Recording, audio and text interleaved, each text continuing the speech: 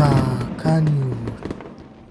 Assalamu alaikum mai saurari, barkanka jimirin kasancewa tare da mu ga labaran rana tare da ni dan uwa abokin aiki. Sabuwar waka ce da aka yi ta tsakanin Lilin Baba da Ummi Rahab.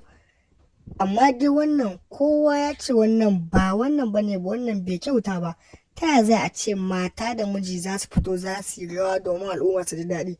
Kowa yana ta magana akan wannan labari ya ɗauki hankali. Wannan waka kowa ka je ka duba comment section ɗinsu za ka gani, za ka kowa ba wanda ya ji daɗin wakan nan.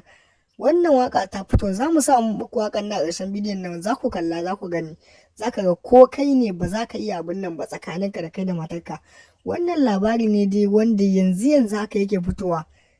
Shi Lilin Baba ya yi wannan wakan ne domin ya ƙara ɗaga kimarsa, ita ma ta yi saboda su wannan sun yi shi ne domin al'umma wai su ji daɗi, su kuma al'umma ba su ji daɗin abin da ya faru ba. Tana za a ce mutum da auren shi da matar shi kuma zai fito ya yi waka da matar shi? Gaskiya abin da suke yi baya kyautawa. Wannan labarin ya ɗauki hankali sosai a shafukan sada zumunta, yanzu haka yake fitowa. Muna fatan za ka duba labarin sosai, sai ka danna wani subscribe, sannan ka danna mana alamar ƙararrawa domin samun sabbin shirye-shiryenmu da zarar mun ɗora.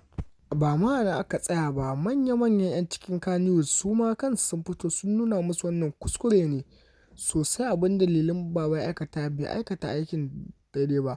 Ita ma matar tashi an zauna da ita, an yi mata faɗa, an gargaɗe ta, an ja musu kunne. Sun ce da insha Allahu da irin haka ba, insha Allahu da kalar wannan ba za ta sake faruwa ba. An ji haka. Shi kanshi shugaban Kannywood Ali Nuhu ya duba wannan bayani, ya duba wannan rahoto, ya gani, ya ce wannan samsam bai yiwu ba a sake shi. Ta ya za a ce mutum da auren shi sannan kuma ya fito yana yin waka da matar tashi? Wannan bai kyauta ba.